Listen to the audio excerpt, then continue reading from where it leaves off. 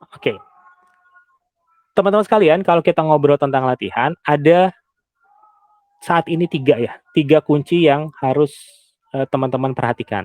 Ketika kita berlatih olah nafas, mau nafasnya apapun, ada 3 kunci yang perlu teman-teman perhatikan. Kita bareng perhatikan ketika berlatih. Yang satu adalah bagaimana kedisiplinan kita ketika mengatur nafas. Nah, konsep olah nafas kan kita yang berlatih gitu ya, kita yang mengatur tubuh kita supaya nurut sama apa yang kita inginkan gitu ya. Sehingga memang ketika kita ngobrolnya olah nafas, kita yang harus ngatur nafas, jangan sampai nafas yang mengatur kita. Maksudnya nafas ngatur kita gimana, Kang? Ilustrasi paling gampang itu kalau kita lari ya. Kalau kita lari kan dengan otomatis badan kita ngos-ngosan ya. Artinya badannya butuh oksigen, langsung refleks otak disuplai dengan oksigen gitu ya. Nah, itulah ketika eh, kita nurut sama badan gitu ya. Ngos-ngosan ya udah biarin ngos-ngosan gitu. Nah, kunci yang pertama dalam berlatih olah nafas adalah bagaimana kita mengatur nafas dengan disiplin, yaitu dengan minimal-minimal buang sampai habis. Ini bekal banget buat teman-teman yang nanti mau latihan atau melatih. Ya, sebelum yang hal-hal yang lain perbaiki dulu nafas. Nggak perlu jurus yang wah, jurus terbaru, jurus paling terkini, itu nggak perlu, gitu ya. Eee, yang paling penting adalah nafasnya dulu perbaiki. Jadi kalau dulu latihan di Himatul Iman itu kan awalnya itu menurut saya memang terus terang ada kesalahan dulu pas pola pelatihan ya. Karena kita ngejarnya ujian, jadi kita ngejar materi, harus masuk dalam 6 bulan, dalam 3 bulan. Sehingga akhirnya adalah kita kesulitan untuk mendalami materi. Sehingga nafas perut yang sedemikian pentingnya terlewat ya. Nafas dada belum lancar udah ke diafragma. Nah, jadi dengan adanya sekarang-sekarang kita berlatih secara mandiri, maka kunci pertama yang harus teman-teman pegang adalah nafas harus disiplin terutama pas buang nafas. Yaitu si nafasnya harus benar-benar sampai habis. Kalau ini diterapkan, pasti nariknya jadi susah, ya. Kalau kita megang kuncinya itu buang nafas benar-benar sampai habis baru narik, dalam 3 kali nafas, 5 kali nafas, pasti nariknya jadi susah. Artinya, itulah step berikutnya, gitu ya. Jadi kalau mau memperbaiki nafas itu mulai dari buang sampai habis, kalau sudah buang sampai habis itu bisa, baru nariknya pelan-pelan. Itu udah natural banget, badan kita ngasih tahu gitu kok, gitu ya.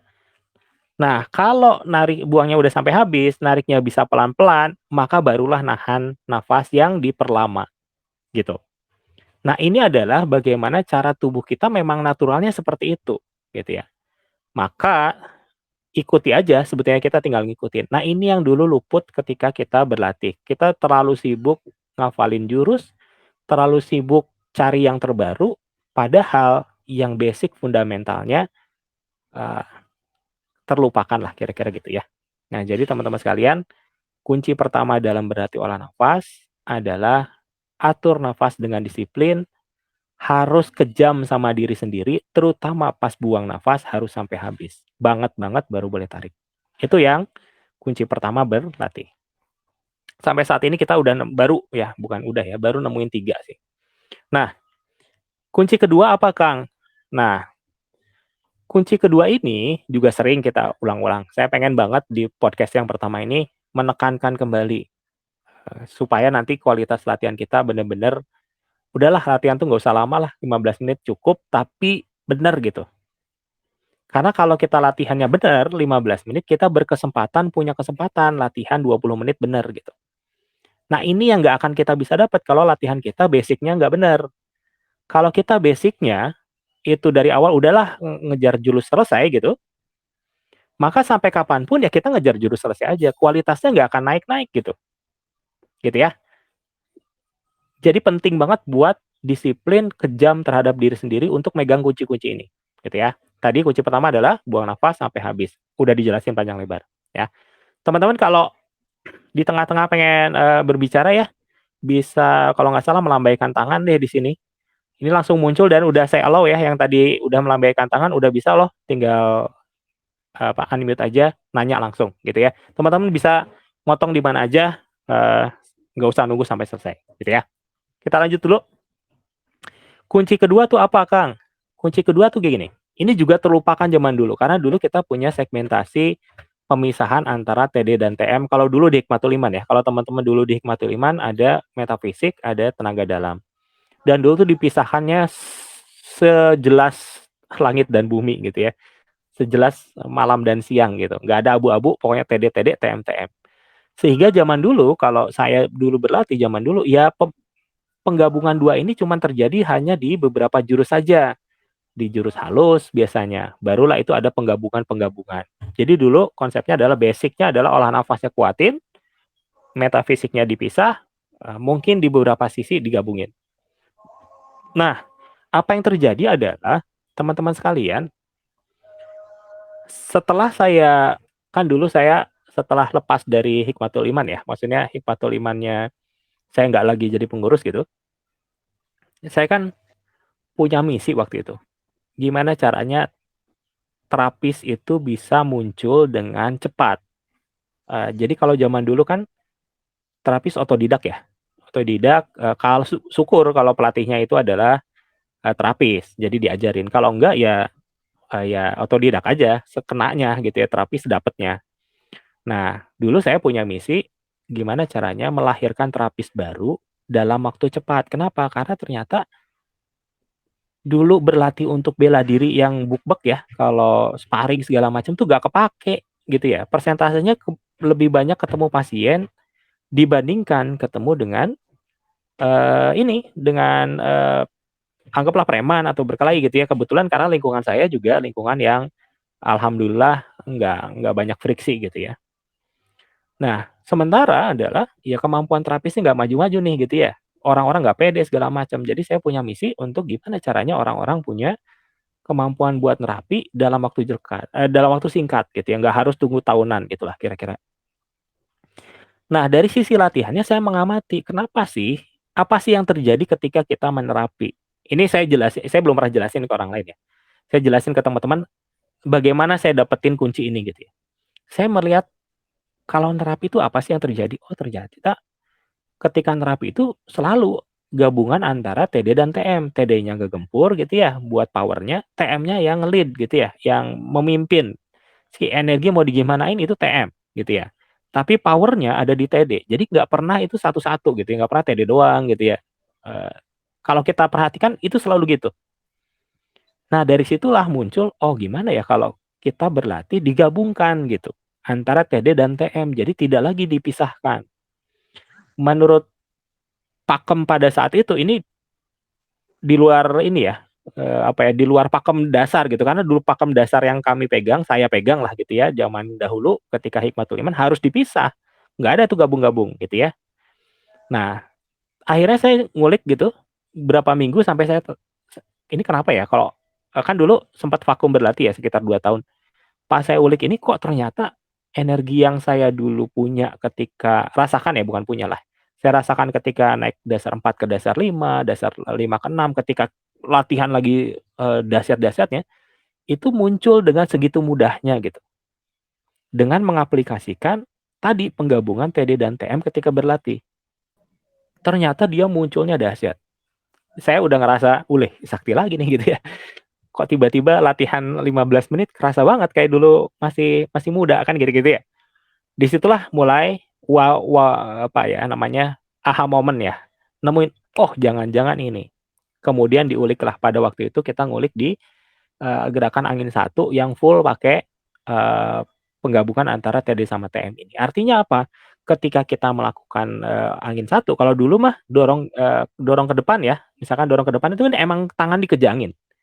Tapi kalau dicoba dengan dorong ke depan itu melawan tolakan, oh itu susahnya minta ampun, gitu ya.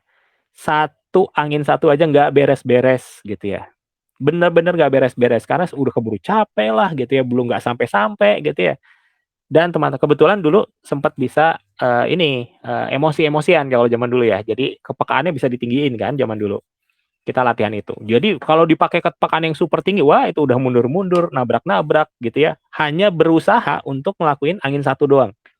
Itu kayak orang gimana gitu latihan. Nah, tapi waktu itu kita coba gitu ya. Dan ternyata hasilnya dahsyat, luar biasa gitu ya. Capeknya original dan yang paling dahsyat adalah kita bisa mengejangkan memang jalur yang perlu. Jadi ternyata kalau kita nyalurin energi itu nggak harus seluruh tangan, tapi hanya jalur tertentu saja. Dan jalur tertentu itu terbuka, ter-trigger gitu ya, ketika kita menahan tolakan yang kepadatan energi itu. Nah inilah yang jadi waktu itu, wah ini dahsyat penemuan dari dulu ada di depan mata, tapi baru ketemunya saat itu gitu. Nah mulai dari situlah kita mengaplikasikan ke latihan-latihan untuk terapi, sehingga dalam 12 kali latihan itu orang-orang udah mantep lah buat putaran energi, untuk udah bisa terapi hanya dengan 12 kali latihan. Nah, ini adalah kunci yang kedua. Jadi kunci kedua dalam berlatih adalah selalu merasakan energi, karena yang kita latih itu energinya toh gitu ya, eee, bukan ototnya. Kita kan nanti terapi nggak pakai otot gitu ya, tapi lebih ke energi. Maka libatkan energi, feel energi, kita ngerasain energi ketika berlatih. Nah ini yang jadi, dobrakan yang kedua.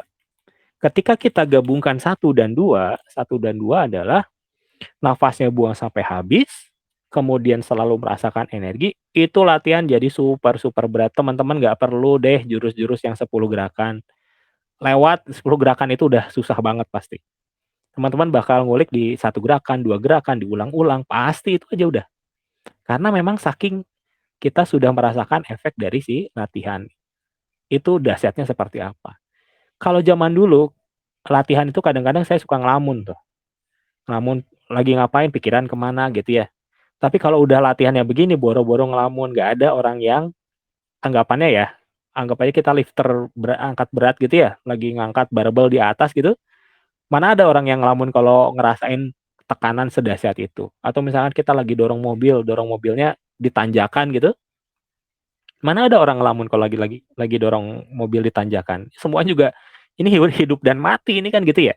Ini kalau saya ngelamun bahaya ini kan gitu, jatuh ini barbel, mundurin mobil, kira-kira gitu.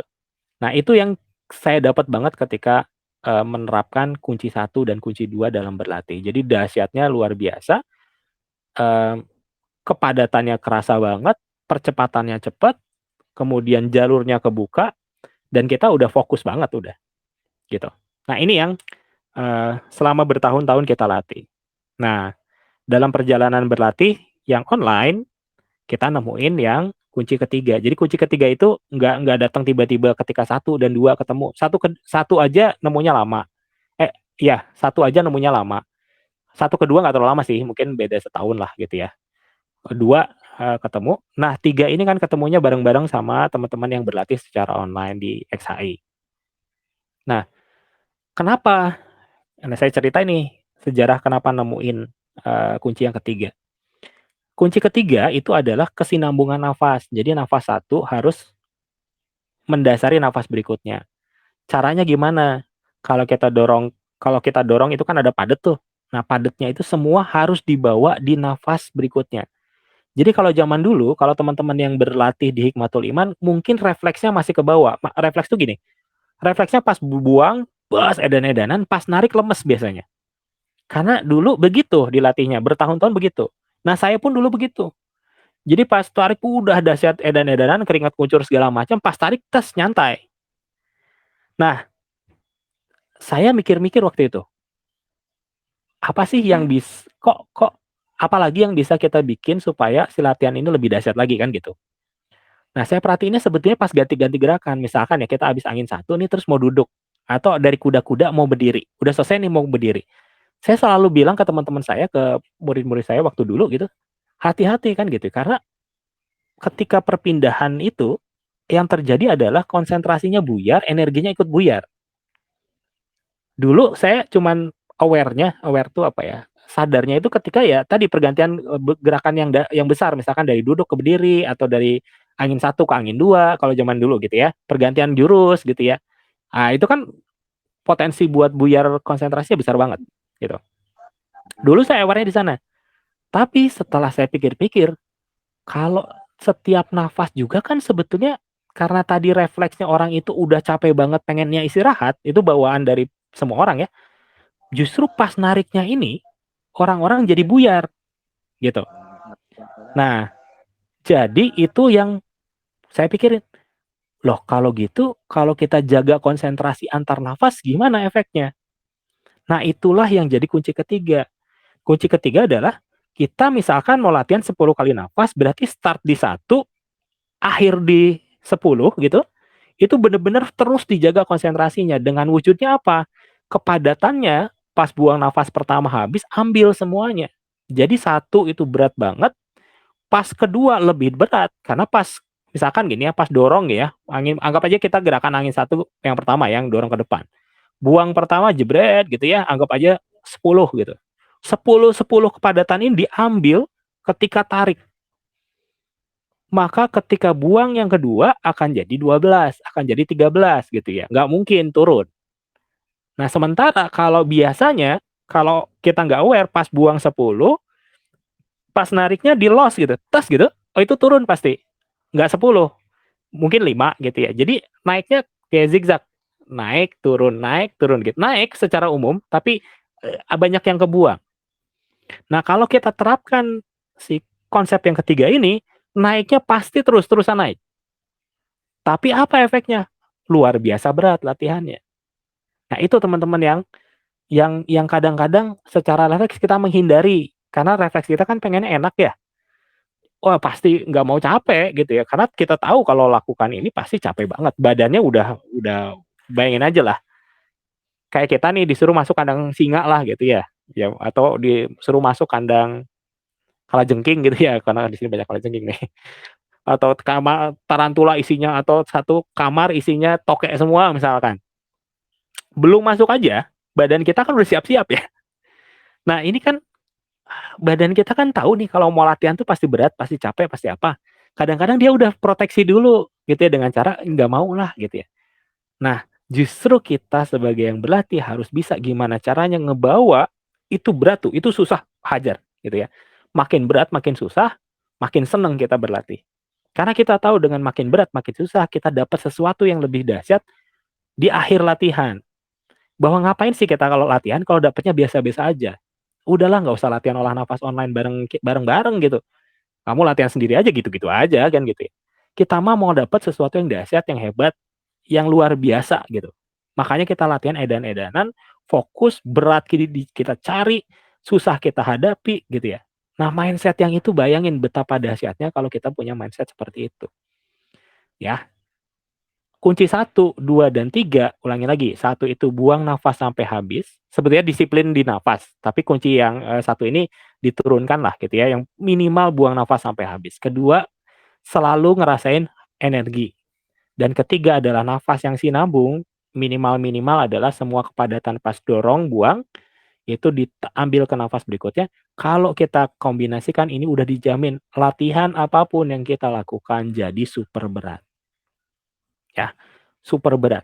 Tapi dengan mindset kita berat, kita seneng, wah ini udah latihannya udah mindset kita, mentalitas kita benar-benar kebentuk ya. Kan kan kalau kita latihannya seperti itu saya pikir mindsetnya udah mau ada apa aja kan kita hadapin kan gitu ya. Pasti begitu, ke bawah di kerjaan, ke bawah di mungkin di rumah tangga, ke bawah di kemasyarakatan, segala macam kan gitu ya. Jadi latihan yang seperti itu saya pikir secara mental membentuk, secara energi juga membangun gitu ya. Dan saya pikir, itulah sebuah latihan yang, eee, bulet ya, kalau ngebulet apa ya, holistik gitu ya, menyentuh berbagai macam sisi. Karena ada latihan-latihan yang membuat kita jadi malas sebetulnya. Contoh ya, kalau dulu saya latihan saya mah ini mah testimoni aja ya, kalau dulu pas latihan ya, kalau latihan kan zaman dulu saya di Hikmatul Iman itu latihan sekali latihan 40 orang, 30 orang gitu ya. Suka ada push up dong, gitu ya, push up. Apa sih yang dilakukan pemula pas push up? Ah, pasti kan nggak kuat kan dia. Setelah nggak kuat apa yang dilakukan? Curi-curi dong. Banyak banget yang curi-curi, gitu ya. Push up kakinya nempelin lah gitu ya, satu lurus satu nempelin atau baru naik ketika pelatihnya datang, kita bukan kita lah, saya melakukan itu kan gitu ya. Tapi apa yang kita bentuk dari situ? Berarti yang kita bentuk adalah serius ketika diawasi, kalau nggak diawasi curi-curi. Itu kan jadi latihan yang aneh kan gitu ya. Harusnya membuat kita menjadi seorang yang kesatria, malah menjadi seorang yang curi-curi gitu ya. Berarti latihan itu ada yang salah dari sisi energinya juga pasti nggak akan bener, dari sisi mentalitas juga ngebentuk yang salah kan gitu. Nah ini yang saya pikir uh, ditata ulang dengan 3 kunci yang kita latih gitu ya. Kalau di latihan kita tuh lebih terhormat bisa 5 kali nafas tapi benar sungguh-sungguh bocor di keenam daripada selama 45 menit teman-teman bisa melalui dengan bocor-bocor apa bukan bocor-bocor ya dengan tidak maksimal lah gitu ya. Yang penting kejar maksimal aja karena kalau misalkan kita maksimal maka ada kemungkinan ada peluang bahwa kita kemampuannya akan meningkat. Tapi kalau kita nggak maksimalkan di setiap nafas, apa yang terjadi? Kita nggak akan pernah punya kesempatan kemampuannya meningkat. Nggak ada hinanya kita nafas bocor selama kita sudah semaksimal mungkin mempertahankan karena tiap orang pasti beda-beda gitu. Si A mah nggak apa-apa biarin si A itu bisa 20 kali nafas nggak apa-apa badannya juga beda kan gitu ya nggak apa-apa kita 3 kali nafas bocor tapi yang penting sebelum sebelum bocornya itu udah maksimal banget gitu. Nah itu mungkin sedikit tentang kunci dari olah nafas ya. Jadi proses nemuin ini saya nggak pernah ceritain sebelumnya. Tadi baru saya ceritain. Sebetulnya mana ya?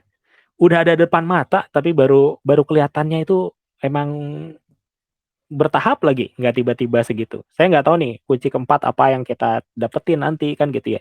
Tapi yang pasti ya kita berproses aja nanti mungkin kunci keempat bisa kita dapat gitu ya. Kayaknya sih ya, saya udah kebayang ada hilal gitu ya. Kayaknya kunci keempat udah kebayang ini nih yang yang yang mungkin jadi kunci keempat yang saya akan buka di sekarang karena sebelum pernah ngomong kalau kalau ini benar-benar di latihan online kita juga nggak pernah ngomong kayaknya sih kunci keempat itu ya tadi kebersatuan dengan alamnya jadi kan selama ini kan kita fokus ke badan sendiri ya nafas kita kita yang atur benar-benar kita anggaplah kita lihat ke dalam gitu ya terus energi ya emang feel kita rasa kita gitu ya terus ngebawa energi itu kan semuanya badan kita gitu ya nah saya pikir kayaknya nih ya nah, soalnya saya ini masih dalam proses ngulik nih kayaknya yang keempat nanti adalah kebersatuan kita sama sekitar gitu tapi itu hanya bisa kalau 1, 2, 3-nya udah dicapai kayaknya kalau 1, 2, 3-nya udah diterapkan dengan mantep maka baru kita bisa ngobrol tentang kebersatuan dengan alamnya kalau kalau dari dasarnya belum kuat kayaknya kurang maksimal deh ke yang keempat itu. Oke, mungkin itu dulu teman-teman sekilas tentang latihan. Saya nggak mau sok ada yang mau tanya dulu, mau nambah, mau diskusi, mau membantah boleh gitu ya. Karena kalau ditanya kan saya bisa ilmu bakal bakal mengalir ya, baik dari teman-teman dan kan segini banyak harusnya sih ada yang penasaran mungkin mau nanya. Silakan. Nanyanya gimana ya ini ya? Apakah kayaknya saya nggak tahu kalau versi yang ngedengerin kayaknya ada melambai deh. Terus unmute ya. Ada yang mau tanya dulu mungkin teman-teman? Atau sekedar say hi gitu supaya saya tahu bahwa kedengeran teman-teman ya. Apa jangan-jangan saya ngomong sendiri gitu. Oke, ada Kang Riza, ada Kang Ilyas. Kang Ilyas dulu ya. Tadi soalnya Kang Ilyas. Saya klik allow to speak. Coba Kang Ilyas, boleh tadi kan melambai ya. Oke, habis ini Kang Riza. Ya, Kang. Assalamualaikum. Kedengeran nggak? Kedengeran Kang Ilyas. Oh Jelas, ya. enak banget ini. Assalamualaikum warahmatullahi wabarakatuh. Waalaikumsalam Kenalin buat warahmatullahi wabarakatuh. semuanya, Kang. Napangkeun saya Ilyas dari Cianjur, Kang. Siap. Ya, kebetulan saya baru pertama gabung dengan XAI ya. Hmm. Latihan pun baru ikut yang online 4 kali ya, Kang ya. Kalau nggak Hmm. salah, tapi pas kemarin saya coba rasain, apalagi yang pas malam Jumat kemarin, emang sangat berat sekali sampai mungkin badan saya drop ya Kang ya kemarin sampai drop. Wah, malah sampai ngedrop. Betul Oke. Kang. Mungkin memang karena memang saya mungkin Kaget kali. kelelahan tapi uh, kurang fit juga mungkin badannya kemarin. Terus yang ingin saya tanyakan tuh ini Kang, pas waktu kan saya belajar mungkin ada lah sama sebelumnya. hampir sama, tapi beda di itu di Mindpo ya Kang ya, Oh, Menpo ada ya. sama pernapasan juga.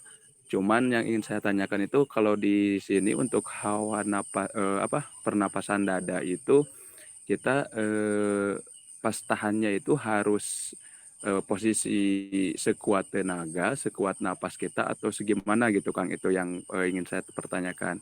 Terus pas yang saya tanyakan juga pas perpindahan dari napas dada ke diafragma itu kok susah banget ya gitu Kang.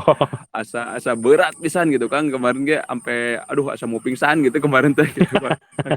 Gitu ya, mungkin ini cuma sharing aja ya Kang ya.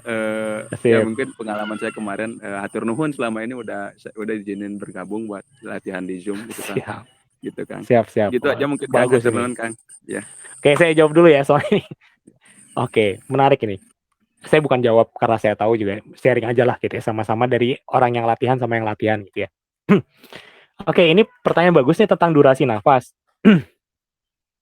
Sebetulnya teman-teman, kalau kita ngobrol nafas yang ideal, itu memang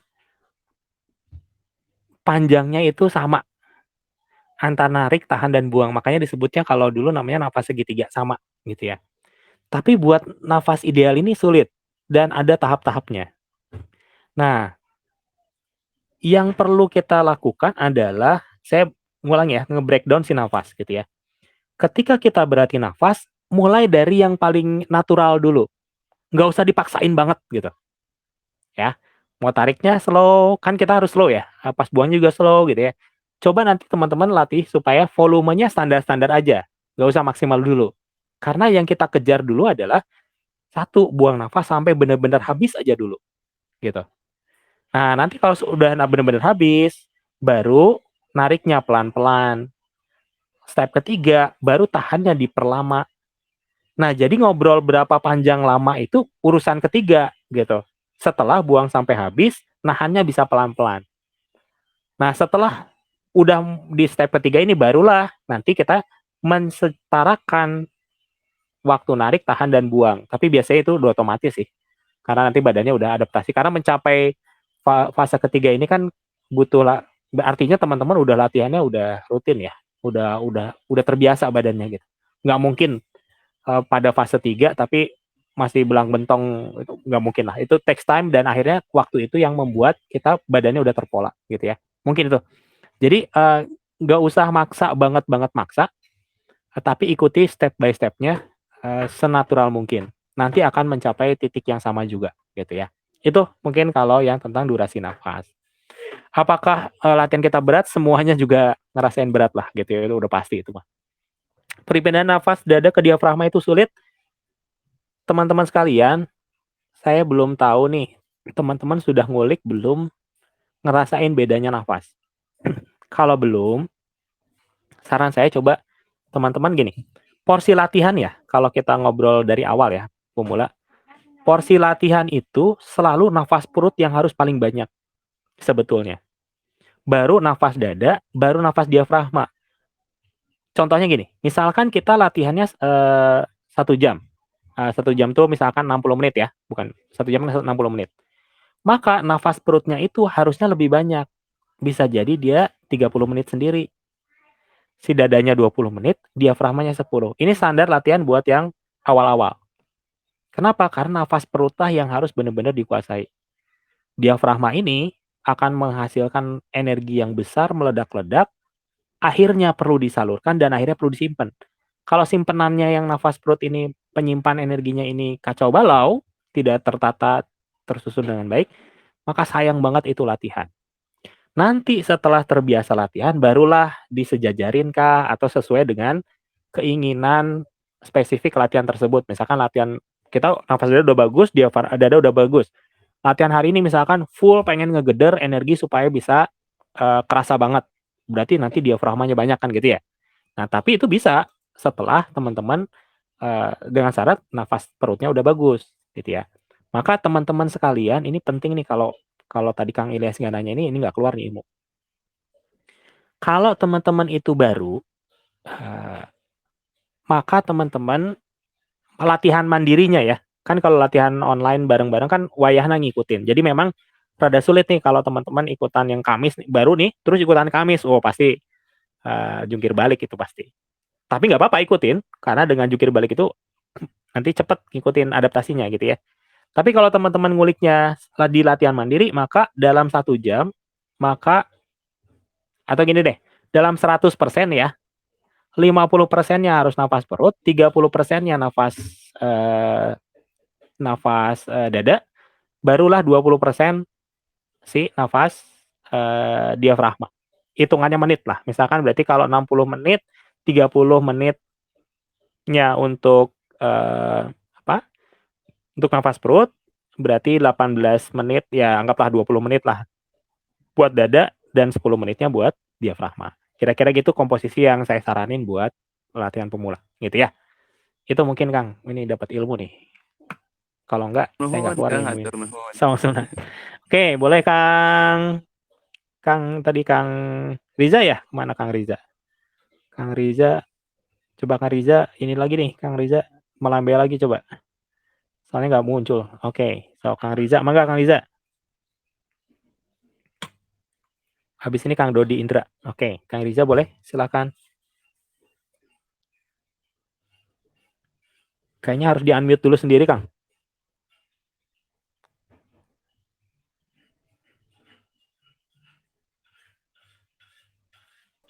Halo, gimana Kang? Dengar Kang? Ya, kedengaran. Siap. Wah, ini Oke. kita jadi radio ini. Silakan pemirsa.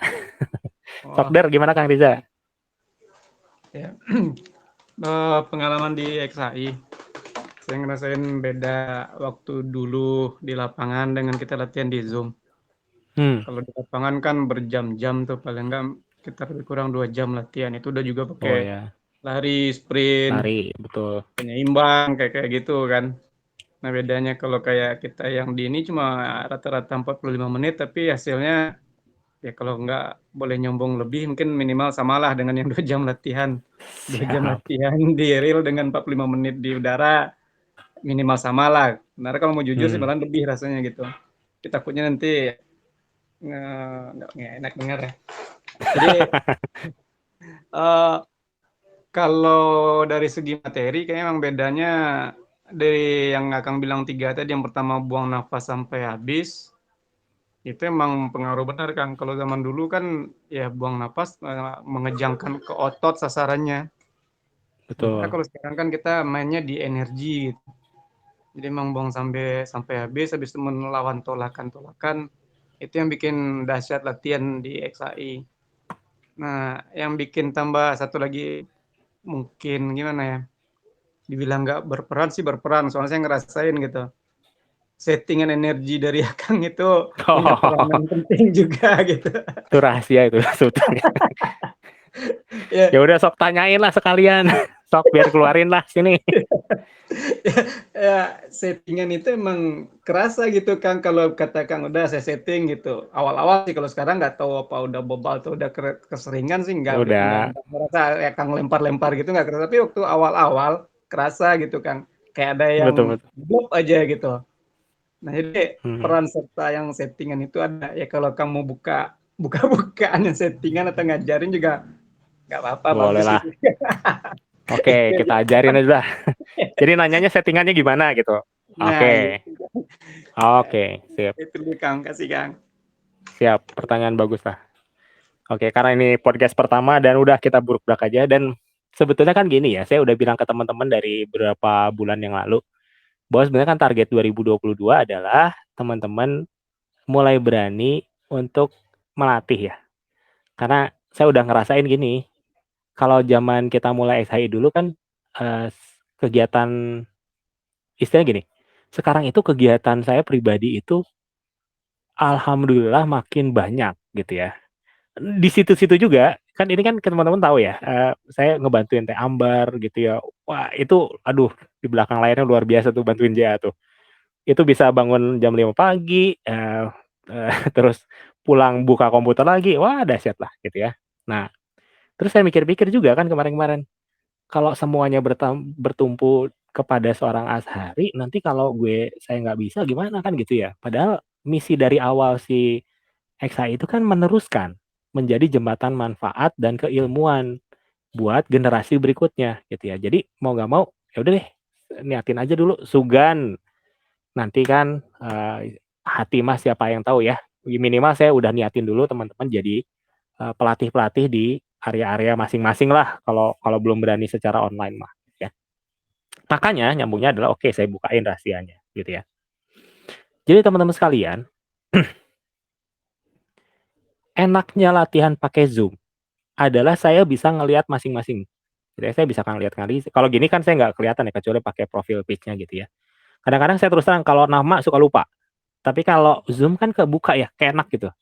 Makanya saya suka suka susah kalau misalkan Zoom terus foto profilnya foto anaknya, terus nggak open kamera gitu ya. Aduh, itu rada-rada harus kerja ekstra gitu ya. Nah, balik lagi. Kalau kita latihan pakai Zoom itu saya bisa ngelihat teman-teman langsung. Sehingga apa yang dilakukan adalah ini kalau teman-teman jadi pelatih nih ya. Kita pertama bikin koneksi dulu sama si orang itu. Orang itu sadar atau nggak sadar, kita bikin koneksi dulu. Jadi kita tuh bener-bener energi kita itu bisa nembus kasarnya gitu ya, nembus HP sampai ke sana sih sebetulnya. Karena enak gitu kelihatan, gitu ya. Satu, kita harus tahu bahwa energi itu bisa nembusnya segitu mudahnya, apalagi via Zoom, live lagi, gitu ya. Itu satu. Nah, apa sih yang kita lakukan? Nah, setting itu ada beberapa tahap, gitu ya. Jadi kalau anak-anak XHI yang ikutan latihan udah lama sih biasanya nggak kerasa lagi karena settingannya udah mantep banget ya itu lagi sih sebetulnya nggak dirubah-rubah sih kecuali ada event khusus kayak dulu yang metafisik gitu ya setting khusus gitu ya tapi kalau buat latihan sendiri kan programnya udah standar gitu ya jadi yang dilakukan apa yang satu adalah kita bayangin kita itu apa ya bukan ngeratain apa ya melancarkan sebetulnya melancarkan energi si orang itu terutama di tulang punggung ya jadi bayangin aja bukan bayangin kan kita lihat orangnya gitu ya terus kan teman-teman suka ngeliat saya gerak-gerakin tangan gitu ya itu saya lagi megang ke belakang nembak-nembakin supaya si tulang punggungnya itu lancar karena banyaknya memang energi lewat tulang punggung jadi kalau tulang punggung dilancarin penyaluran ke yang lain pasti lebih gampang itu satu jadi yang satu adalah lancarin penyaluran ke tulang punggung. Gimana caranya? Anggap aja kita nerapi, kita lancarin aja gitu. Nanti biasanya ada mentok di satu titik, tembakin, jebret gitu. Nanti lancar lagi. Nah itu dilakukan ketika kita setting pertama. Jadi setting pertama energi di tulang punggung dulu gitu. Cara mudahnya adalah dipasangin satelit sebetulnya Kang. Jadi tulang punggung itu kita tempel, udah lah gitu ya. Programin begitu nanti dia nyalurin, si energi satelit ini langsung connect gitu. Jadi kayak apa ya? Kalau mau bikin garis lurus mah udah ada titik-titiknya. Kalau zaman anak SD ya kan hubungkan titik-titik gitu ya. Jadi kita bikin titik-titiknya aja di tulang punggung teh. Nanti ketika dia nyalurin, itu titik akan saling terhubung gitu. Nah, itu yang pertama dilakukan supaya mempermudah teman-teman penyaluran. Yang kedua adalah kita padetin energi si orangnya. Jadi sebetulnya kalau dibilang XH itu nggak transfer, bisa juga. Tapi kalau dibilang SH in transfer bisa juga karena ketika setting itu kan ditransferin energi jebret gitu ya. Supaya dia ngisi sehingga nanti kepadatan yang dirasain si orang itu padat banget. Itu settingan kedua ya. Settingan kedua itu dipadetin energinya si orangnya supaya anggaplah ada orang yang latihan itu nggak peka banget gitu. Minimal kalau energinya gede, padat kan dia lebih gampang ngerasa. Itu yang bisa kita bantu sebagai pelatih. Kita bisa bantu memperbesar, mempertebal si energi di sekitar orang itu. Harapannya jadi kerasa. Karena kalau masalah ngerasain kepekaannya kan gimana orangnya, itu mah udah kita nggak bisa utak-atik. Tapi energi sekitar orangnya kita bisa setting. Nah inilah yang nanti teman-teman rasakan sebagai kok ada tolakan ya, lebih padat ya. Nah itu sebetulnya energi itu, gitu ya. Ketiga adalah yang ini tiga itu rata-rata kalau memang diperlukan. Jadi misalkan nih kita liatin kan kalau teman-teman ngeliat, kalau saya ngelatih kan suka swipe ya kiri-kiri ini diliatin satu-satu gitu ya. Nanti kan suka kerasa nih ada kelihatan nih orang yang aduh ini dikit lagi kerasa gitu ya. Maka orang itu spesifik ditembak sama kita. Itu mah ditembak aja. Tembak dorong, brek supaya si kepadatannya tiba-tiba meningkat. Jadi kalau ada perubahan kepadatan itu biasanya lebih gampang kerasa dibandingin gini. Dibandingin padat terus itu beda dengan lemes terus tiba-tiba padat jebret gitu. Itu akan lebih mudah kerasa ketika ada perubahan kepadatan. Maka kalau orang-orang yang lagi swab itu, yang saya lagi lihat di ini biasanya kan saya suka bilang, "Kang, siap Kang, dibantuin langsung jebret." Saya sebut namanya, saya jelas ngomong ke orangnya, saya jelas nembak ke situ. Misalkan biasanya pas lagi dorong ya, pas lagi dorong tiba-tiba ya udah, "Kang, lawan Kang." Karena saya juga ngedorong kan gitu ya. Udah kita dorong-dorongan aja gitu. Semudah itu latihan via Zoom online. Jadi sama aja kayak kita hadap-hadapan. Jadi saling dorongnya ini yang nanti akan ngebantu teman-teman untuk lebih cepat ngerasain. Nah, ini 3 settingan standar ketika kita ngelatih online gitu ya, atau offline juga lebih gampang lagi. Kalau offline kan settingan di punggungnya bisa ditembak langsung ya, bisa tempel langsung gitu ya. Jadi saya ulang lagi, satu settingan yang standarnya adalah di tulang punggung bikinlah titik-titik satelit yang nanti kalau dia nyalurin, dia nyambung sendiri. Ya, kalau dia nyalurin nggak bener nggak apa-apa, nggak nyambung dong, ya nggak apa-apa, itu kan hasil dia sendiri. Biarin dia ngerasain ketika on-nya gitu. Jadi dia juga harus ada usaha gitu. Ini setitik-titik di punggung. Yang kedua adalah kepadatan energi di sekitar tubuhnya. Itu kita bantuin. Ketiga adalah tergantung kasus masing-masing gitu ya. Kalau emang perlu dorong, dorong tembak gitu ya. Gitu. Nah, ini 3 settingan standar yang saya biasa lakuin kalau ngelatih. Ditambah otomatis yang pituitari. Jadi kalau teman-teman berlatih di XHI, biasanya dari nafas pertama itu udah tuh kalau dirasa jangan gitulah. Sekarang teman-teman cobain aja rasain di tengah-tengah antara alis. Pasti udah ada yang neken tuh, teng teng teng udah pasti itu. Apalagi pas latihan. Latihan mah pasti pituitari itu kalau teman-teman fokus ke pituitari aja, pasti akan terasa tekanan yang dahsyat. Kenapa begitu? Karena memang settingan yang terakhir, yang keempat itu adalah kita udah nyetingin gimana caranya ketika berlatih otomatis nyalurin ke pituitari gitu. Kenapa? Karena pada endingnya kita pengen teman-teman kalau bahasa XI mah kan ngimpleng ya, ngimplengnya jalan gitu ya, kepekaannya jalan gitu.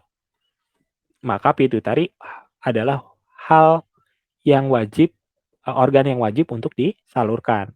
Cuman kita nggak menyalurkan dengan secara spesifik, "Yuk 5 menit salurin ke pituitari," nggak gitu ya. Nah, kenapa? Karena udah di-setting, teman-teman mau latihan apapun pasti pituitari kena kena salur gitu. Terus we pasti gitu. Jadi semakin kita berlatih harusnya metafisiknya, kepekaannya juga makin meningkat secara otomatis, gitu. Itu mungkin sedikit tentang rahasia ini. Kalau kurang jelas tanyain lagi ya. Oke. Next, tadi siapa ya? Kang Indra gitu ya? Kalau kurang jelas boleh tanya lagi teman-teman, siapapun boleh ngobrol. Kita ini ada timernya ya?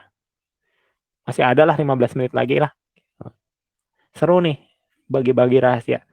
Supaya teman-teman bisa ngelatih lah lebih efektif gitu ya. Kan kita belajar dari mana aja ya. Supaya kita improve gitu ya. Kan kewajiban teman-teman nih nanti setelah dapat tips-tips dari saya kan nemuin tips sendiri yang nanti akan diterapkan pada komunitas latihannya masing-masing. Kang Hari Leo, allow to speak. Oke, boleh Kang? Silakan.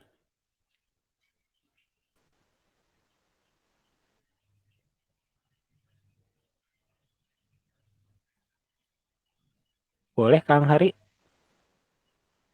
Belum? Halo Kang.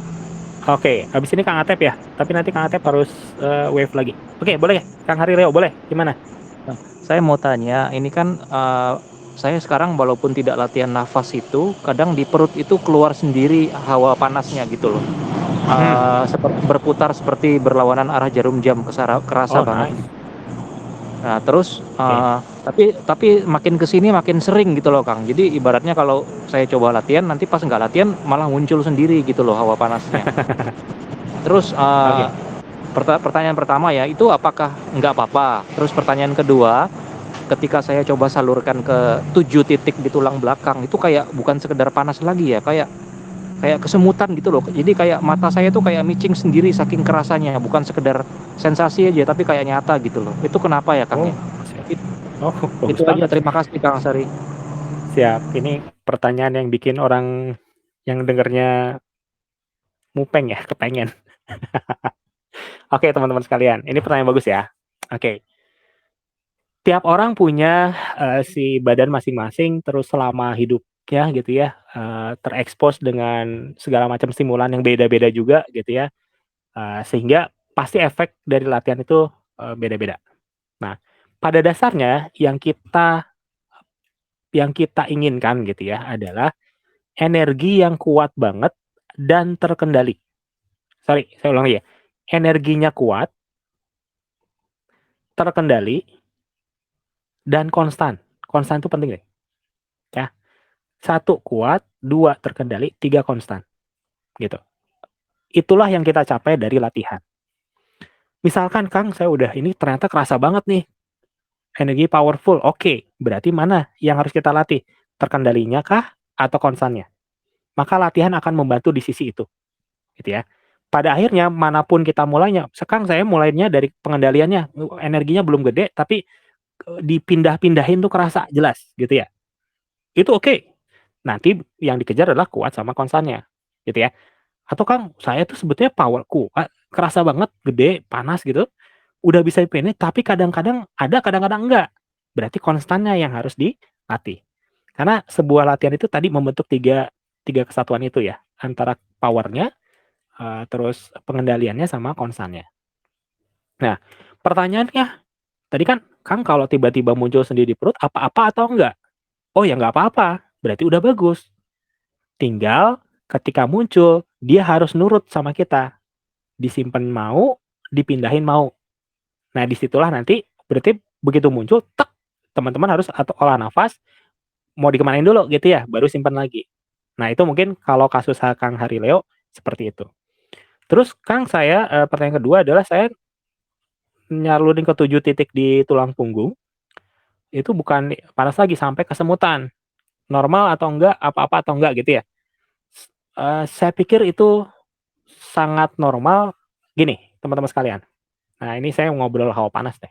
Ini ya. Kan kita selalu bilang kalau latihan itu mulai dari yang sangat nyata buat kita. Kalau saya ngomong ke teman-teman yang baru latihan, rasakan hawa panas itu sebuah yang abstrak buat teman-teman yang baru latihan. Hawa panas kayak gimana nggak tahu kan gitu. Kalau saya ngobrol, rasakan bola energi di telapak tangan misalkan. Kalau buat orang yang baru latihan mah kan apa bola energi nggak tahu. Akhirnya pikirannya nyari-nyari kemana aja. Makanya orang-orang yang baru selalu mulai dari rasakan gesekan udara di sela-sela jari, karena udara ada, gesekan pasti kerasa, kan gitu. Ini nyata buat dia, dari yang nyata itu nanti dia progressing sendiri sampai ke titik hawa panas segala macam, kan gitu. Nah, ketika kita ngobrol hawa panas, kita harus bedain nih, hawa panas dengan hawa panas yang hasil latihan dengan hangat-hangat gitu. Kadang-kadang kalau kita nyalut set ke telapak tangan tiba-tiba telapak tangannya jadi hangat, zas gitu. Nah, itu hawa hangat. Yang kita kejar panas. Nah, yang panas tuh kayak gimana? Dia bisa ngumpul buletnya jelas, gitu ya. Kalau dia nyebar, berarti dia belum termasuk kategori hawa panas. Maka kita harus masih ulik dulu sih tekanan bola segala macam sampai nanti dia keluar titiknya kayak jelas, gitu ya. Jelas banget perbedaan antar. Kalau dulu saya nanya ke konsultasi ke pelatih saya itu sampai kerasa, saya nggak tahu ya teman-teman kan mungkin pada tua juga ya. Tahu obat nyamuk bakar kan ya? Nah, atau rokok deh. Kayak panas api obat nyamuk atau rokok yang dideketin gitu, jelas gitu sih titiknya. Makin titik makin bagus, makin kecil makin bagus. Berarti fokus kita makin dahsyat. Awalnya mungkin biasanya gede, mungkin kecil-kecil ya sampai akhirnya titik gitu. Nah, itulah yang kita kejar. Nah, titik ini yang bisa gerak-gerak terkendali ya, terkendali dan terus-terusan ada, konstan. Nah, itulah yang emang kita kejar. Nah, kalau dalam kasus yang tadi dikonsultasiin, udah seperti itu udah bagus banget, Kang. memang seperti itu. Jadi latihan itu memang tidak nyaman. Saya waktu dulu konsultasi, Kak, gini, ada latihan yang enak, nyaman gitu ya, tapi ya basically ya kurang efektif sih. Latihan itu sampai nyalurin itu sampai memang nggak nyaman, karena panas itu nggak nyaman kan gitu. Apalagi di awal-awal ya, karena kita baru adaptasi. Nah ini Kang, kuncinya adalah, dalam kasus Akang berarti Akang badannya sedang beradaptasi, belum adaptasi banget. Sehingga nanti penyalurannya itu kalau udah adaptasi, udah biasa. Kayak gini, misalnya gini, panas level 10 awalnya berat, tapi nanti kita akan terbiasa panas level 10 kayak nggak panas, kayak nanti ada fase latihan kok kayak biasa aja gitu. Cuman padat doang kerasanya. Nanti kita latihan lagi jadi panas level 15. Ketika dari 10 ke 15 itu baru tuh kerasa panas lagi. Tapi nanti kalau badan udah adaptasi di 15, biasa lagi. Nah, latihan tuh kayak gitu. Jadi kalau teman-teman yang udah latihan lama, jangan jangan bingung kok tiba-tiba dulu ya kalau saya latihan gini tuh udah keringetan segala macam, udah susah gitu. Kok sekarang gini tuh nggak ada rasanya gitu. Bukan berarti kualitas latihan menurun, tapi badannya sudah adaptasi, artinya kita sudah siap buat latihan yang intensitasnya lebih dahsyat. Kira-kira gitu. Semoga menjawab gitu ya. Oke, kalau kurang jelas tanyain lagi. Terus tadi Kang Atep kalau nggak salah ya, coba Kang Atep melambai lagi coba. Soalnya kalau udah berapa menit nggak melambai dia hilang gitu. Oke. Oh, ya, sok Kang Atep boleh. Kalau yang kurang jelas bisa ditanya lagi ya. Eee,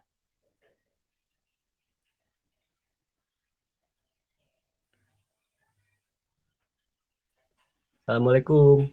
Waalaikumsalam warahmatullahi wabarakatuh. Ayo Kang Atep, mangga silakan. Izin bertanya, Kang. Masalah Boleh, ngulik, Kang. ngulik, oke. Ketika kita ngulik gerakan dan napas, apa ada aturan khusus, Kang? Misalkan Oh, saat iya iya iya. napas dada harus saat tangan mendorong gitu. Terus napas diafragma saat tangan sudah posisi statis gitu. Atau bagaimana, Oke. Kang? Ini pertanyaan bagus, materi-materi latihan kemarin ya? Ya, Oke oke. terima kasih, Gini Kang. Kang, siap siap. Ini pertanyaan bagus banget ini. Ini kalau zaman dulu saya dihujat ini kalau ini. Oke, jadi Kang, kalau zaman dulu banget, teman-teman yang dulu di Hikmatul Iman ya, kalau teman-teman basicnya perguruan lain saya kurang tahu, tapi kalau dulu teman-teman di Hikmatul Iman, dulu kan ada pakem ya, nafas, angin, jurus angin tuh harus nafas dada, nggak boleh nafas diafragma, kan gitu. Itu, wah itu kalau salah nafas, angin 12 misalkan salah nafas, angin 7 salah nafas, wah itu dihujatnya luar biasa. Padahal pada saat itu kita juga, energi juga nggak kerasa-kerasa amat gitu ya. Jadi, tapi kan karena kita taat pakem waktu dulu ya saling menghujat lah zaman dulu. Nah, teman sekalian, dan kalau teman-teman cermati, latihan di XHI lah gitu ya, itu banyak memutarbalikkan apa yang dulu kita anggap sebagai sesuatu yang tabu lah gitu ya. Salah satunya adalah nafas. Kita kita sering banget latihan gerakan angin 1 tapi pakai nafas diafragma kan gitu ya, dan teman-temannya. Nah, terus kan gimana patokannya gitu? Gimana patokannya? Nah, kita balik ke fungsi sebetulnya ini kompleks ya. Gini, boleh nggak gerakan angin 1 pakai nafas dada? Boleh jelas. Gerakan angin 1 yang dorong ke depan itu pakai nafas perut, boleh nggak? Boleh. Kalau gerakannya pakai nafas diafragma, boleh nggak? Boleh sebetulnya. Nah, tapi nanti efeknya beda-beda gitu ya. Contoh gini, nafas perut, maka saya kasih patokan si konsep nafasnya dulu ya, supaya nanti kebayang gitu, kalau nanti mau mengembangkan latihan mandiri. Nafas perut pada dasarnya adalah mengolah yang sudah ada dan apa ya, namanya apa nih? Bukan mempertinggi, memantapkan kendali kita terhadap si ngerasain si energinya gitu. Jadi kalau kita melakukan gerakan angin 1 yang dorong cuman ke dada terus dorong ke depan dengan nafas perut, maka 1 kita nggak nambah energi dengan drastis, nambah energi tapi nggak drastis banget gitu ya, nggak seperti nafas dada atau diafragma. Tapi kita akan berfokus pada pengendaliannya tadi kan, kita butuh kuat, terkendali dan konstan. Maka pengendalian tadi, gitu ya, konstannya tadi, gitu, dan konstannya. Nah, itu yang kita latih, kita dapat ketika kita pakai nafas perut. Gerakannya boleh nggak sambil dorong? Boleh. Boleh nggak, ya sambil dorong pasti boleh. Kalau kita ngambil dengan nafas dada, itu dia akan fokus pada satu, nambah energi, tapi nggak sebanyak nafas diafragma. Yang kedua adalah apa ya, membuka jalur sebetulnya. Jadi kan energi itu lewat jalur-jalur tertentu. Anggaplah kayak selang. Nah, selang ini akan lebih teraliri dengan dahsyat kalau kita pakai nafas dada. Maka ketika ngulik, teman-teman nanya dulu, yang saya butuhkan badan saat ini apa? Nyalurinnya kah? Atau ngerasainnya? Kan gitu ya. Sementara kalau nafas diafragma, dia fungsinya akan membesarkan si kapasitas energinya. Itu mah kalau kita tadinya punya 10, terus nafas diafragma bisa jadi 15 gitu. Bisa jadi 50. Melejit ya. Nah, sehingga dia akan menghasilkan energi yang besar banget. Pertanyaannya, nanti mau dialirin kemana, kesimpannya berapa? Makanya nafas diafragma ini, kalau teman-teman ingat latihan di XI itu baru dilatih ya tahun-tahun ini aja. Sebelumnya jarang banget kita masuk nafas diafragma, karena fokus kita adalah minimal kita bisa ngerasain dengan baik, nyimpen dengan baik, dan jalur-jalurnya udah kebuka, baru dikasih arus yang besar lah, kira-kira gitu. Tidak ngulik di diafragma dari awal, karena buat apa kita ngulik besar-besar terus nggak bisa disimpan. Buat apa besar-besar tapi akhirnya penyalurannya nggak bener, karena si jalurnya belum bener, gitu ya. Nah, patokannya kayak kemarin gimana Kang? Kok kena kalau patokannya gini, khusus yang nafas diafragma, gini, bukan hanya ya, saran nih ya, kalau hanya kan kayak patokan ya. Ini mah saran aja dari yang sesama berlatih lah. Saran saya adalah gerakan-gerakan yang ditunggu penyalurannya sampai ke posisi akhir itu hanya nafas diafragma. Nafas lain nyalurinnya ketika jalan sambil buang gitu.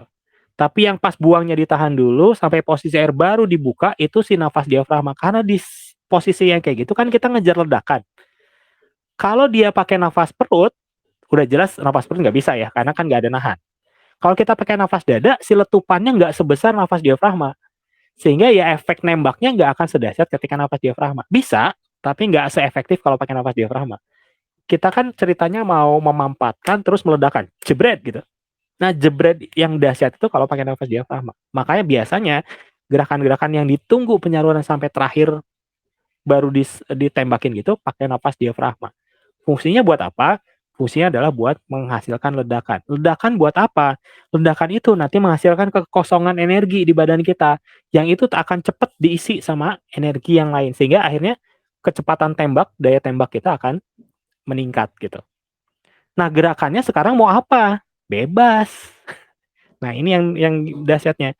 Dengan konsep ini gerakannya bebas. Teman-teman misalkan mau misalkan ya, 4 gerakan dasar ya. Yang kan buka, tutup, ke depan, terus ke atas, terus ke depan.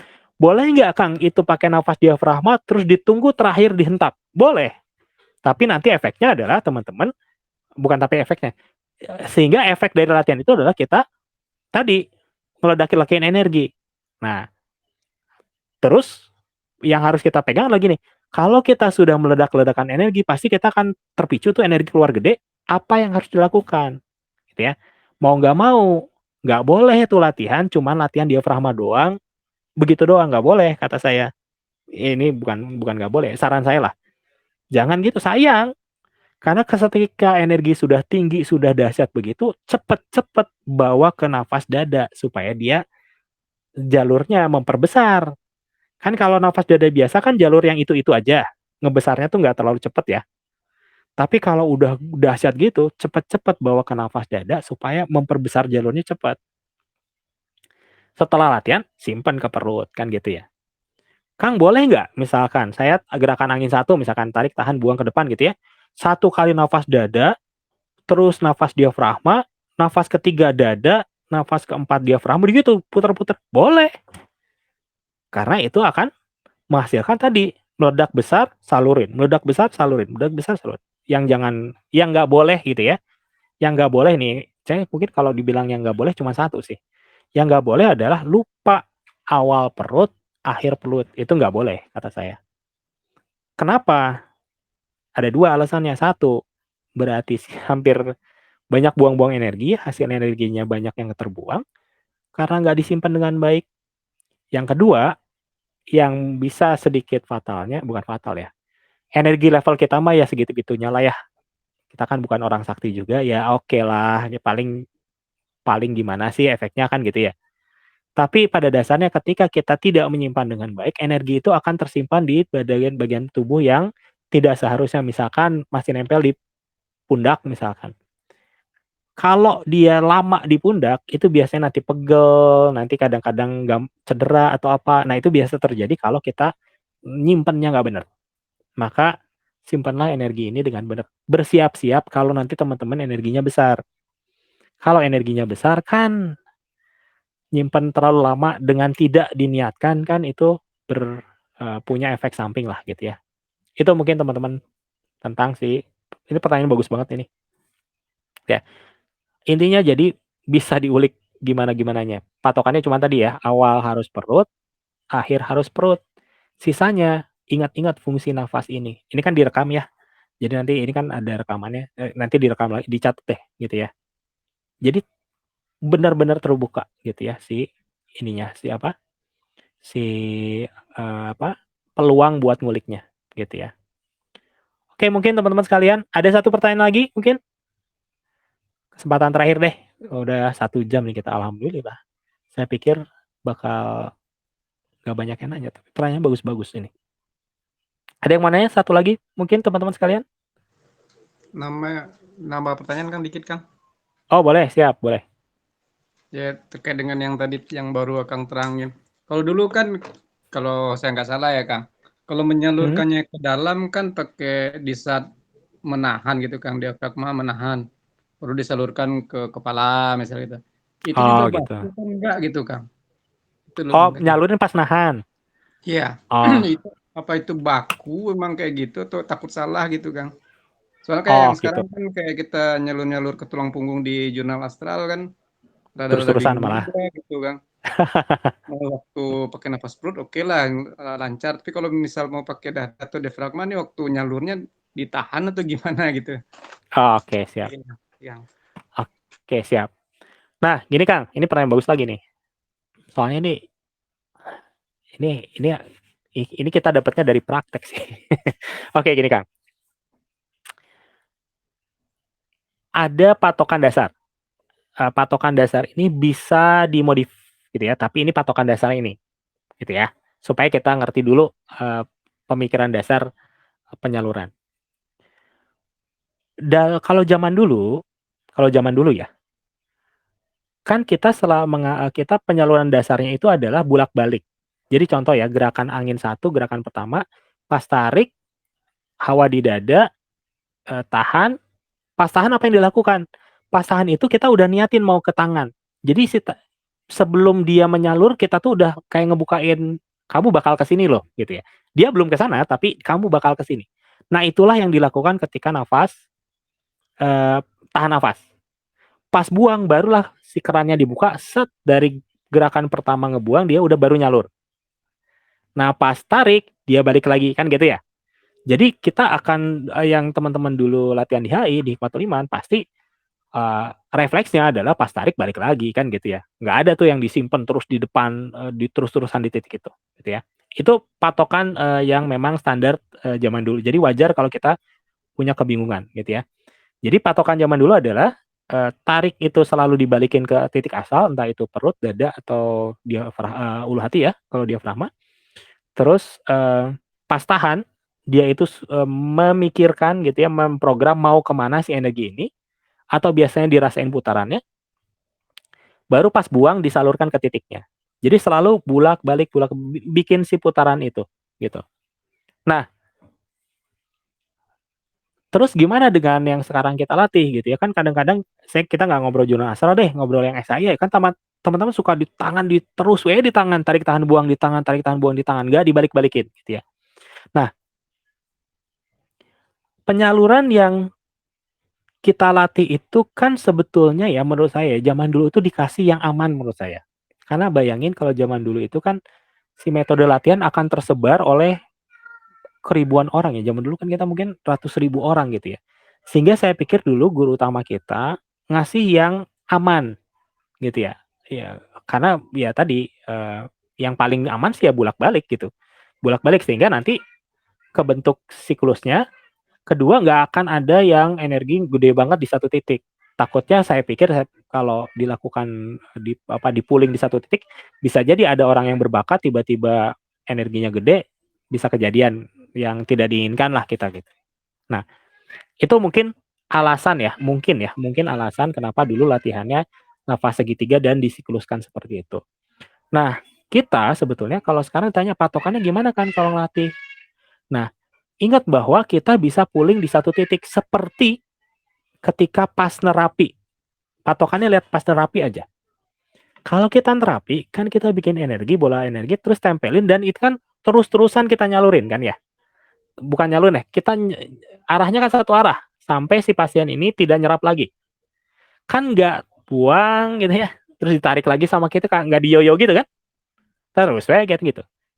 Nah, ini yang kita pakai pada latihan yang memang secara khusus mau mengejar ke titik-titik tertentu. Jadi memang pas tarik tahan buang terus aja di titik itu. Nah, itu yang kita lakukan Kang. Jadi bisa banget tarik tahan buang di satu titik. Nah, pertanyaan berikutnya gimana cara menyalurkan ke satu titik itu? Persis yang kita lakukan ketika yang tadi pas lagi tahan nafas, yaitu kita memikirkan mau di titik itu dan fokus di titik itu. Jadi nafas nanti akhirnya kan segini ya. Nah, ini sebetulnya rahasia juga nih. Takut. Ya, bukan rahasia sih. Mungkin nggak banyak orang yang tahu ini. Teman-teman sekalian, yang namanya olah energi itu nanti-nantinya ya, bukan saat ini ya, kan kita anggapnya kita masih cupu lah, masih belajar. Nanti-nantinya adalah memindah-mindahkan si hawa panas itu. Kalau kita bisa memindah-mindahkan hawa panas itu, maka nafas itu udah jadi bukan prioritas. Prioritasnya adalah memindah-mindahkan panas. Itu latihan hawa panas begitu. Karena kita itu pada tahap pemula, maka awalnya harus pakai nafas. Untuk apa? Untuk si hawa panasnya kerasa. Nanti mah kalau hawa panasnya udah kerasa, konstan dan terkendali, bisa gerak-gerak, nggak pakai nafas lagi. Hampir sama dengan apa yang kita rasakan ketika kita sekarang nerapi. Nerapi sekarang nggak pakai napas lagi. Kalau buat kita yang udah biasa ya, karena kita harus fokus pada energinya. Maka ketika latihan hawa panas, maka fokuslah pada hawa panasnya. Nafas mah udah bukan prioritas lagi. Itu alat bantu kalau kita ngecor, kalau bangunan ya, ngecor itu udah backcasting-nya lah gitu ya. Si bambu, kayu segala macamnya buat membentuk si strukturnya. Tapi setelah struktur terbentuk, backcasting ini udah nggak terlalu diperlukan lagi. Itu sebetulnya yang menurut saya pribadi ya, akan kejadian dalam beberapa tahun yang akan datang adalah mungkin latihan hawa panas itu langsung aja pindah ke ini, pindah kemana gitu. Kayaknya nanti begitu si ini. Cuman ya saya nggak tahu ya kalau kalau pada saat sekarang sih tetap kayaknya orang tetap butuh olah nafas dulu ya untuk kesananya. Tapi nanti saya nggak tahu nih generasi anak-anak kita atau cucu-cucu kita mungkin emang udah settingannya dari lahir udah tinggal konsentrasi hawa panas ngumpul kerasa banget, ya mungkin udah nggak lagi pakai olah nafas lagi saya pikir. Tinggal dia melancarkan ya tinggal salurin ke sana, melancarkan mungkin larinya kayak gimana. Nah, jadi balik ke pertanyaan Kang Riza, Kang sebetulnya kalau nyalurin sekarang tuh kayak gimana? Nyalurin itu bisa dilakukan ketika tarik, tahan maupun buang. Yang harus jadi patokan adalah setelah berarti tetap harus nafas perut lagi. Itu mah nggak bisa ditawar menurut saya. Ya. Jadi saya ulang lagi, latihan itu penyaluran bisa pas tarik, tahan, ataupun buang. Gimana cara menyalurkan adalah dengan menaruh fokus kita di titik itu. Ketika makin kita fokus di titik itu, kita kadang-kadang lupa sama nafas. Udah nggak apa-apa. Kalau udah lupa nafas, napasnya karena kita fokus, maka itu sudah benar. Kadang-kadang orang suka bolak-balik nih, cek tak tak udah pas gitu ya, terus, "Oh iya nafas saya lupa nih, nggak buang sampai habis," kan gitu ya. Buang sampai habis segala macam itu adalah tahap pertama sebetulnya dalam berlatih, karena kita pengen ngerasain hawa panas dengan lebih cepat. Makanya kita edan-edanan tuh ngatur nafas segala macam, sampai disiplin segala macam, 3 si kunci tadi yang 3 supaya hawa panasnya udah keras kalau udah hawa panas mah, udah weh, yang ini mah bisa di, prioritas nomor 2 kan lah kira-kira gitu, ya. Nah, jadi balik lagi tergantung pas latihan itu lagi apa. Kalau kita latihan XHI misalkan yang online memang full pakai gerakan, emang kan XHI kan buat pemula ya, dari dulu juga dibilang ini mah buat pemula gitu. Maka otomatis di situ mah udah nggak usah mikirin macam-macam, udah disiplin aja gitu. Kita geder segala macam ya nanti kalau sudah ketika latihan di JA misalkan, saya pikir kalau anak anak kita ya yang bukan anak kita, kita-kita yang di XHI kalau latihan JA suruh ngerasain ke tulang punggung mah udah enak sih, karena ya udah modalnya udah ada gitu, tinggal menaruh fokus doang, energi hawa panasnya mah udah dibangun pas lagi Senin Kamis kan gitu. Lagi latihan JA mah ya udah weh tinggal ngerasain kan gitu. Yang jadi yang jadi concern kita adalah kalau teman-teman yang ikutan JA nggak punya basic olah nafas, bisa ikutan JA pasti bisa karena sangat terbantu. Tinggal nanti kalau dia mau ngembangin ke hawa panas, dia suka bingung-bingung tuh kadang-kadang, hawa panas tuh apa? Baru dengar kan gitu ya.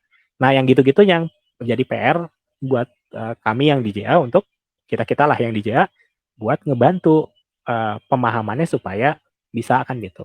Nanti saya pikir, kalau kita lihat JA itu anak-anak, kalau yang masuknya memang tanpa basic olah nafas, kan pada akhirnya akan olah nafas juga pada akhirnya gitu ya. Cuman dibalik XAI mah olah nafas dulu baru JA, ada orang yang JA dulu, ngerasain dulu, baru nanti akhirnya dia olah nafas juga kan gitu.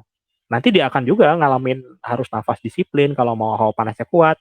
Nah, setelah hawa panasnya kuat, titiknya jelas, barulah hawa panas jadi si nafasnya jadi bukan prioritas lagi lah kira-kira gitu. Semoga kebayang ya. Jadi latihan itu jangan dianggap jadi nih, saya berharap teman-teman bisa ngelihat bahwa latihan itu nggak saklek gitu. Si nafas bisa gini, bisa gini, bisa gini, tergantung fase-fase. Karena kita ada fase-fase latihan. Fase pemula beda dengan yang menengah, yang buat yang udah advance beda lagi gitu. Aturannya udah beda gitu. Aturan udah beda. Nah, yang kita harus jaga adalah kita paham bahwa ada fase-fase itu dan kita berlatih sesuai fase kita. Yang repot itu kalau kita pakai dalil fase fase advance gitu ya, dipakai dalil di fase pemula, nanti nggak nyambung. Misalkan fase advance gini, fase yang penting fokus di hawa panas, nafas prioritas kedua, itu kan fase advance. Nah, kalau dalil ini dipakai di awal-awal, apa yang terjadi adalah kalau pemula banget menerapkan nafas prioritas kedua, ya nggak akan hadir hawa panasnya, nggak akan secepat yang kita harapkan gitu. Jadi ingat ini kayak ada kelas-kelas gitu, aturannya beda-beda, fasenya beda-beda, aturannya beda-beda. Kita harus cermat, kita ada di fase mana dan aturan mana yang harus bisa kita pakai. Contoh, kalau XHI di awal-awal, udah latihan tuh patokan aja yang gerakan dasar, yang 4 gerakan dasar, yang pola yang udah kita videokan itu. Udah itu aja yang digeder gitu. Tapi kalau udah advance, apakah kita harus, mau latihan sepanjang itu? Enggak kan gitu. Tinggal ambil cuplik segala macam udah jadi kan gitu. Nah, cuman kan di fase awal nggak kalau kita langsung main cuplik-cuplik begitu kan orang-orang jadi guidance-nya guide apa ya, rel guide-nya jadi kacau balau kan gitu. Sehingga dia tidak bisa mencapai apa yang teman-teman di XHI awal capai. Bahwa kita bisa pada fase ini karena dulu menjalani fase 1, fase 2 gitu ya. Maka teman-teman yang di fase 1, fase 2 kita harus kasih kesempatan untuk berproses. Kalau dulu kita bisa ngerasain dahsyatnya dengan cepat, mereka pun pasti bisa ngerasain dahsyatnya dengan cepat kalau ngikuti proses yang sama. Nah, problemnya adalah sekarang kan bukan problem ya, tantangannya di XAI-nya sendiri fasenya udah macam-macam kan gitu ya. Nah, yang saya senang adalah teman-teman bisa saya amati banget gitu ya di grup, teman-teman bisa menempatkan gitu ya, intinya gini, kalau kita senior nih, anggaplah kalau SMA nih, kita kelas 3 nih, biarin teman-teman yang kelas 1-nya berproses bersusah-susah payah dulu, mencapai yang apa yang emang dia harus dapat, sebelum nanti akhirnya dia jadi kelas 3 juga, kan gitu. Itu, kadang-kadang kan suka ada orang-orang yang, ini ya, gini aja, gitu. Mungkin niatnya baik gitu ya, cuman akhirnya anak-anaknya nggak berproses. Jadi kayak kita mau, kalau dulu saya suka ini kan dulu punya ayam ya, ayamnya anak ayam ini mau lahir nih, karena kita pengen bantu kita bukain si cangkangnya, pada akhirnya dia nggak berproses seharusnya gitu ya, malah jadi anak ayamnya perutnya lah yang harusnya dia kempes jadi nggak kempes, kan gitu ya. Gitu ya, jadi lahir apa ya, ya berproses aja intinya malah. Biarkan teman-teman adik-adik, bukan adik-adik ya, biarin semua itu berproses sesuai relnya, kita support mereka, tapi jangan ngebantu berlebihan sehingga dia melewati satu proses gitu lah. Kira-kira gitu. Oke, mungkin teman-teman semoga kebayang ya. Ini panjang lebar nih. Kalau saya memang kalau ditanya jadi panjang lebar. Nah, ini yang nggak bisa kita dapat kalau latihan ya. Latihan kan pasti cuma sedikit gitu yang bisa saya sampaikan gitu ya. Teman-teman juga pasti udah capek, nggak mungkin nanya, mungkin pertanyaan udah lupa dan teman-temannya. Nah, saya harap dari diskusi hari ini kita mendapatkan sesuatu. Kalau teman-teman ada pertanyaan yang mau ditanyain, itu kita buka podcast nanti, telah dijadwalin lah. Kalau menurut teman-teman ini penting ya, kita adain jadwal khusus. Kalau podcast kayak gini sebetulnya karena nggak pakai kuota banyak gitu ya saya. Jadi sebenarnya kalaupun di luar kota saya bisa gitu. Jadi oke deh kita adain, kita jadwalin gitu ya. Semoga dengan begini pemahaman teman-teman juga makin, pemahaman saya gini, ini adalah kesempatan saya membagikan perspektif saya. Semoga perspektif ini bisa dipahami, digabung sama perspektif teman-teman sehingga teman-teman bisa mengembangkan warna sendiri ketika nanti ngajarin suatu saat ngajarin ke, yang lain tentang olah napas ini. Karena saya yakin sekian banyak yang di XHI tetap di grup ya pasti karena mendapatkan manfaat ya. Ya kan makin banyak yang dapat manfaat lewat kita kan semoga lah jadi amal jariah. Jadi ya saya sih berharap teman-teman bisa meneruskan gitu ya amal jariah ini ke generasi berikutnya tadi, supaya Sugan suatu saat saya nggak ada, ini masih tetap bisa berjalan dengan baik lah gitu ya. Itu mungkin penutup hari ini. Tadi ya kalau yang belum ada pertanyaan segala macam ditulis dulu, nanti kita pada kesempatan podcast berikutnya. Saya tahu kalau ditulis di grup kayaknya juga dijawab di grup mah nggak puas gitu ya, karena nggak bisa panjang lebar. Ditulis deh buat podcast berikutnya, kita akan jadikan agenda rutin. Terima kasih. Kalau nggak salah ini di-record, jadi kalau teman-teman merasa ini, oh ini bagus, bisa di-share ke yang lain. Semoga juga bisa menjadi jalan orang lain untuk mendapatkan jawaban yang dicari-cari selama ini. Mungkin itu dulu podcast kali ini, kita akhiri dengan istighfar, astagfirullahaladzim, hamdalah, alhamdulillah, rabbil alamin. Dan doa akhir majelis, astagfirullah wa atubu ilaih. Nuhun, terima kasih semuanya. Sehat selalu. Assalamualaikum warahmatullahi wabarakatuh. Waalaikumsalam warahmatullahi Waalaikumsalam. wabarakatuh. Pertanyaannya gimana ini matiinnya?